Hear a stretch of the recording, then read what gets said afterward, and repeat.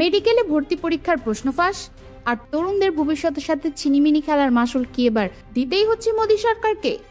শত আশ্বাস, পুলিশি দমন পীড়ন আর নতুন আইনের অজুহাত, কোনো কিছুই দমাতে পারছে না ভারতের ক্ষুব্ধ যুব সমাজকে।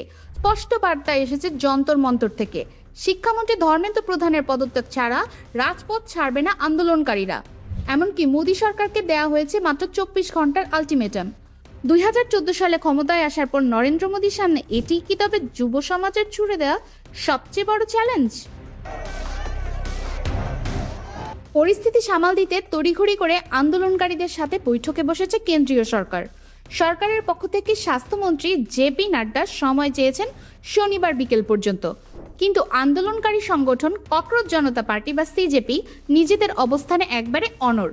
সিজেপি স্পষ্ট করে জানিয়ে দিয়েছে, নিহত শিক্ষার্থীদের পরিবারকে ক্ষতিপূরণ দেয়া এবং আন্দোলনকারীদের ওপর থেকে মামলা প্রত্যাহারে নীতিগত সম্মতি মিললেও শিক্ষামন্ত্রী ধর্মেন্দ্র প্রধানের পদত্যাগের দাবিতে কোনো আপোষ হবে না।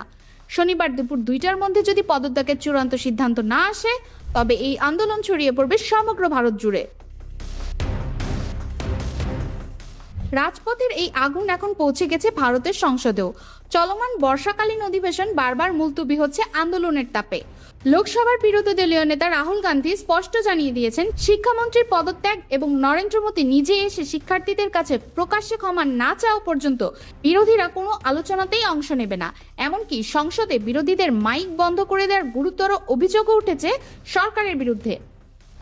রাজনৈতিক বিশ্লেষকদের মতে, মোদী সরকার যতই সংস্কারের দোহাই দিক না কেন, মূল দায় এড়ানোর রাজনৈতিক চক্রান্ত এবার ধরে ফেলেছে দেশের সাধারণ মানুষ ও বিদ্রোহীরা। প্রশ্ন উঠছে, মোদী সরকার কি তবে তরুণদের এই ক্ষোভের গভীরতা বুঝতে ভুল করেছেন? প্রশ্ন ফাঁসের পর বেশ কয়েকজন শিক্ষার্থীর আত্মহত্যার ঘটনা পুরো দেশকে স্তব্ধ করে দিয়েছে।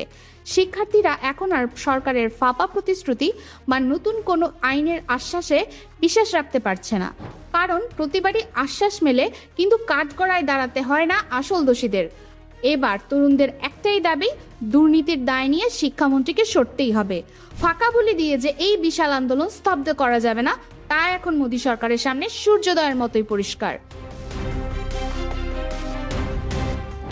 শনিবার বিকেল 5টার মধ্যে কি ধর্মেন্দ্র প্রধানের বিদায় ঘণ্টা বাজবে, নাকি মোদী সরকারের বিরুদ্ধে আরও বড় দাবানল জ্বলে উঠবে ভারতে?